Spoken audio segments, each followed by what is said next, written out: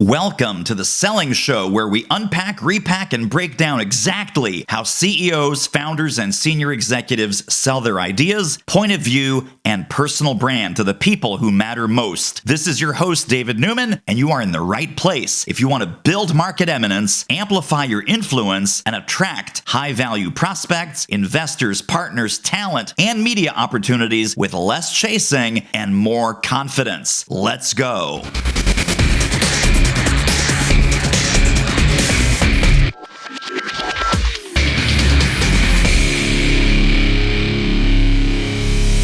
We're 400 episodes in, people. This is the very first time that I am not sure if my guest is real. I'm not sure if she's real. I'm not sure if she's an avatar. I'm not sure if she's AI generated. I do know she's awesome and amazing. Please welcome Dr. Jill Schiefelbein. So great to have you on the show. Oh my gosh, David, so excited to talk with you today about all things AI and beyond. So this is really you, right? It is really me, my avatar. At least for now. Yeah, I mean, she wakes up looking much better than I do right now. So, Gotcha. Okay. And she doesn't make errors. I will make errors. Fantastic. Well, let's start with your personal story. What was it that brought you to the work that you're doing today, and what were some interesting pit stops along the way? You know, if I go way, way back to my interest in technology, it started in the very early 2000s and me essentially building my first online course in 2003, which was over 20 years ago. Now, holy crap, that's okay. Anyway, back to context. My passion for that came because I wanted to democratize access to information and quality experiences. I didn't want people who were geographically disadvantaged, as I was growing up in a small town in Kansas, pre-internet, right? Geographically disadvantaged, needed to be caretakers, were single parents, had to work off hours because their spouse had a different, whatever it may be. They deserve a quality learning experience, the same as those people who are able to attend in person. So my passion for technology over 20 years now, God, I'm still mind blown at that fact, has always been, how can we use technology in a way to democratize access to not only quality experiences, but also now for businesses who are smaller to gain competitive advantages that they couldn't otherwise gain. And so at the intersections of how we communicate as humans, how we learn as humans, and how we use technology, that's my personal Venn diagram. So when generative AI, a subclass of AI, first came on the market, rewind, 1956 is when the term AI, artificial intelligence, was actually coined. So this is not a new concept, AI, but generative AI is. Nobody was looking at it. Nobody was studying it. And it was kind of like a parlor trick. It's like, ooh, look, I can digitally clone myself into this cartoon-looking avatar. Well, now the avatars are so realistic that this is a version that is 3 years old of me right now. 67% of people, even when told this was an avatar, didn't believe it and thought it was real. And this is over a sample of 300 people in my dissertation research. So now it becomes, to me, my passion, not only using technology as a way to democratize not only access, but advantages in business, but how can we use generative AI, synthetic media, all of these tools in a way that goes beyond being a parlor trick or like a cool factor and something that actually increases and improves your customer's experience and gives you business advantage. Yes, yes, and yes. We're going to dig into all of that, but I also want to just ask you to fill in a couple of gaps. Number one gap is that you published a fantastic book a number of years ago, and please share a little bit about that. And then, of course, you are now Dr. Jill Schiefelbein, and you have this incredible body of PhD research, and talk a little bit about that as well. Well, man, I just feel like I'm getting built up here, David. I appreciate it. Seems that way. Seems that way. Put the credibility out there, though, people, so you can judge if I am trustworthy or not. So my very first book in 2009 was a textbook in business and professional communication in the global workplace. And in 2017, I had the opportunity to write Dynamic Communication, 27 Strategies to Grow, Lead, and Manage Your Business. And this was back in the day when you still got royalties as an author and it wasn't pay to play. So Entrepreneur Magazine paid me to write a book under their label, which was great. And David, you are actually interviewed in that book, if you remember. I do. And actually, when was it? November of this year or 2024? I am now an official like international For Dummies brand author. So Effective Business Communication for Dummies came out in 2024. So that was kind of cool too. Very nice. But Amazing. And tell yeah, us about PhD land also. yeah, I mean that's my communication background, right? And I think that anyone who is in the line of work that I am in consulting and speaking around the effective integration of AI into customer experience, it has to have an underpinning in human behavior. And for me, that is human communication. So when I decided to go and get my doctorate, I really wanted to focus on, okay, yeah, we can research tech for the sake of tech, but if it is not efficacious, let me throw out an academic word there. If it's not effective, really, that's all it means as a channel of communication, then kind of what's the point beyond a parlor trick? What's the point? So I studied, and it's the first study in the world actually that compared the avatar of a human to the human itself. So before, people had studied like cartoon avatars in learning and like video game style avatars, but no one's actually said, here's a human and here's this human digitally cloned. How do they actually compete head to head? And to my ego's dismay, people learned quiz score average just as effectively with my avatar as they did for me on a 2-minute short form learning video, which is the majority of our training that goes out today. And while my ego is bruised, my business arm was happy as heck. So you're riding a couple of different ponies here. Obviously, you are the president and founder of The Dynamic Communicator, and you are also the chief experience officer and a partner at rendermedia.ai. I will tell you that from early on, and I know it's gotten better and better, again, there's all kinds of these sort of avatar creator platforms out there. Render by far, for this, I'm just a man on the street, total amateur, not in the business kind of observation. It is so realistic. It is so scary. So your avatar is, and we've been friends for 10 plus years, right? Even 15 years. And so I know you. I've been in the same room with you. We've hung out together. We've done conferences together and so forth. Your avatar, in most scenarios, most of the videos that I've seen from Render Media, really, really hard to tell. And then our mutual friend Shep Hyken has a video that is also on the Render Media website. I actually, even right now, I don't believe that's not him. It looks like him. It sounds like him. It moves like him. And I'll tell you what some of the tells are. And I'm sure you have all this. I'd love to ask you about this as well. Mouth movement, right? Some are like just some of these other platforms, they're too toothy or they're weird or it's like watching a bad overdub of a movie that's in Chinese.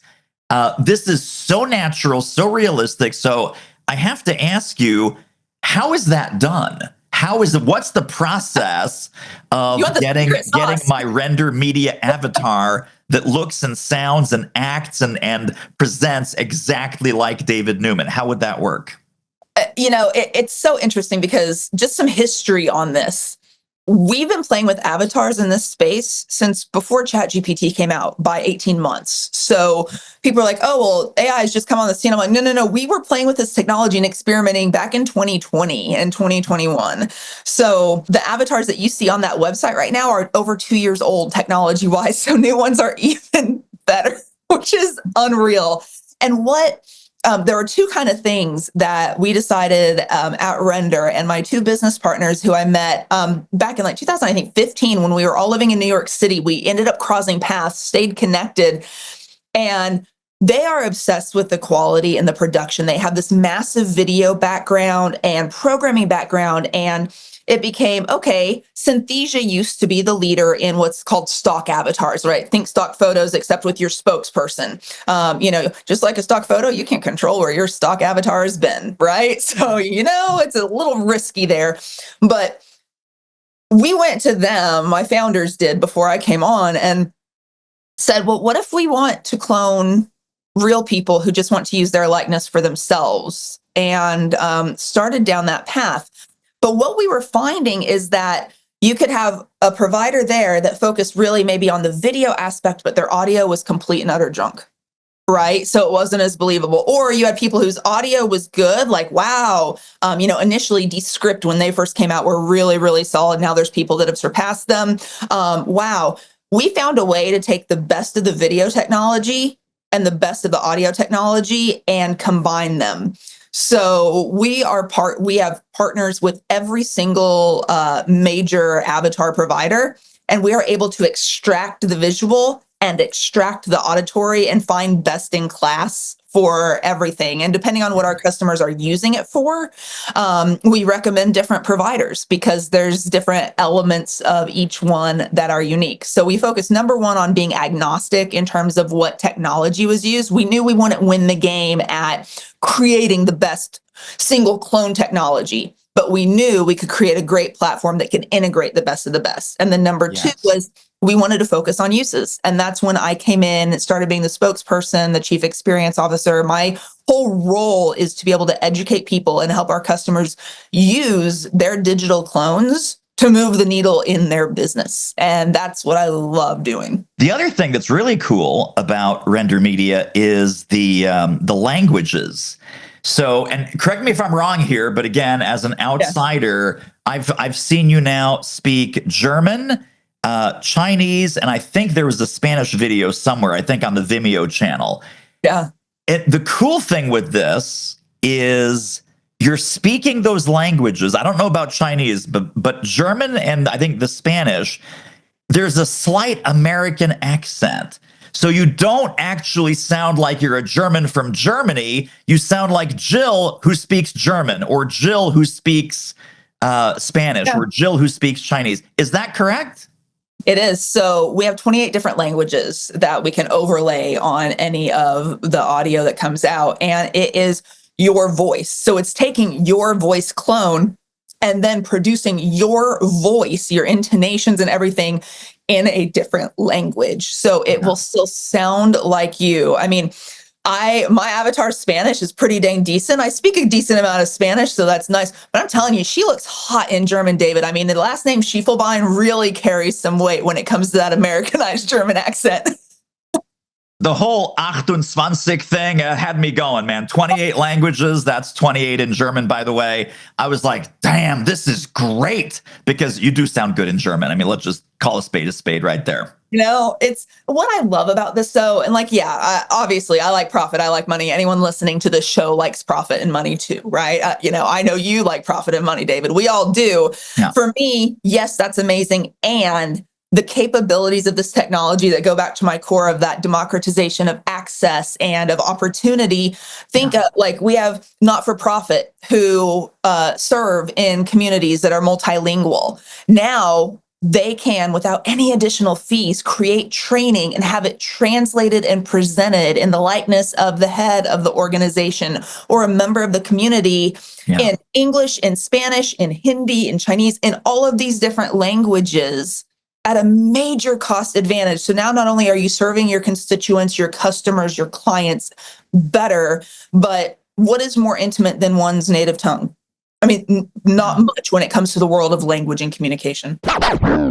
Hey, super quick station break question. Have you seen our free executive briefing on elevating your CEO brand? Check it out right now at doitmarketing.com/webinar. And now back to the show.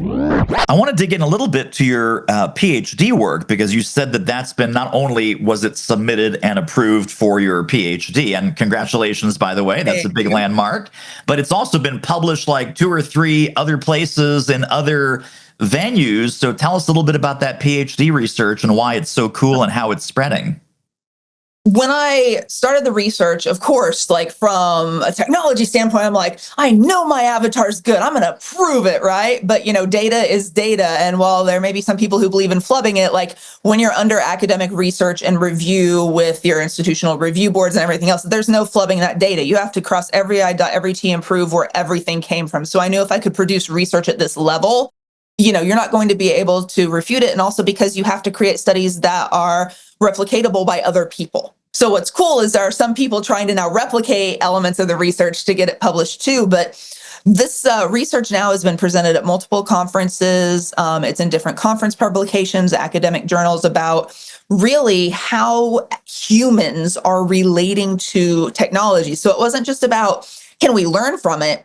I also measured engagement and trust. And I did so not only from survey data, right? And this is where most business research and most market research, and I'm not dissing it, it's all very important, but this is how it went a step further for me was, yeah, I can have survey data, but let's be honest, how much do we trust our own public opinion about checking little boxes on things? We need a way to verify it. So I also did objective biometric data, where through biometric algorithms, people's faces and activity were scanned while engaging with the 2-minute video and while completing the study. So we could see if there were any eye patterns that would show just like dot, dot, dot, dot, dot without thought, we could eliminate them from the study pool. And having that biometric data also from being able to track where on the screen people's eyes were looking while the video was playing, to how their facial expressions go from positive, negative, or neutral sentiment during the course of the experiment, gave a ton of objective data that not only allowed us to scrub the data better so that people whose eyeballs were off the screen for over half of the video playing were rejected from the pool because obviously they were there to get their survey reward, not to, watch the video. Right. That combination is huge. And for me, why I think the research has taken hold and why it's interesting to people is now we look at how many different ways as a business owner, as a thought leader, as a consultant, as, a CEO in a company, how many different times a day do you need to communicate a short form message? I mean, hundreds, thousands, tens of thousands. Now, how can we find a way that anybody in business can really focus on what is something that's repeated, what is a process that we could train something to do for us, versus what are we really good at spending our time at? I am not great at spending my time scheduling. That is a waste of time. I can have a VA, etc. But having one-on-one conversations, that's where humans are the most human. Yeah. So when we now have a technology that is proven just as effective for learning, which when you're training and doing communicative messages for retention, that's the number one thing. It's like, did this message get across and was it received? If the answer is yes, and now we can cut down on the amount of time the actual human is doing that, yet simultaneously increase the personalization that the recipient feels and experiences with each communication, like you have two major wins. It's a 1 + 1 = 3 situation. And I think that's why the research has caught on so much and why people are interested in it. I'm also curious just because of the use cases, like you're talking about CEOs, founders, executives, thought leaders, all the videos that are on the Render Media website, including yours, the big main video, you make it clear that this is not real Jill, right? This is digital twin Jill. And you say that at the beginning. So let's say that we start to adopt this and we start to regularly send video updates and video messages and so forth. You say that at the beginning so people know that we're not trying to fool them. We're not trying to, bait and switch like, it's not really Sam, the CEO, it's Sam's digital twin. Once that becomes part of the vocabulary, like everyone in the company knows we're going to occasionally hear from digital Sam and sometimes real Sam, but digital Sam for the day-to-day stuff.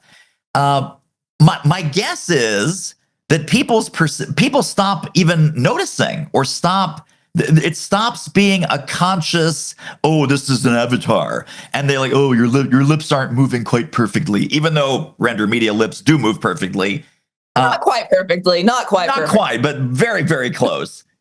What's the use case then for, or what would be an occasion where a live video, a real video, would be more appropriate than the regular routine digital twin videos? One of my favorite use cases, and I practice what I preach. If it fits my business model, I will also use it. And so there's render business, but then there's dynamic communicator business. If it is a use case that is applicable to my business, I practice what I preach and I use it in there because I also want to get the data from that so I can better inform our clients on this side. Yeah. My favorite use case for someone, and I'll give a couple others that are also great for different industries, but mine personally, for someone who is in the business of selling your brain, that your brain is actually your commodity, right? Your brain is your commodity. My favorite use case is this, and I'll use this analogy. My body of work, the skeleton does not change. In order for the skeleton to change, something is going to have to happen to shatter a bone. So that is your paradigm. For me, human communication theory, fundamentals, science, neuroscience of communication, those are tried, proven, those are not changing. However, the muscles on that body flex differently for every client, for every situation, for every manifestation. Yeah. So when I build online course products for clients, and even in the one that I'll have releasing here soon, Real Jill does the skeleton content. The bones are real me. And early in the course, I introduce people to digital me. And I say, and I use the exact same analogy. This has been the analogy I've used for over a decade with my clients, and it just hits home. Like, they really get it. They're like, oh yeah, that makes a lot of sense. So how are you going to work out your muscles for us? And it becomes fun.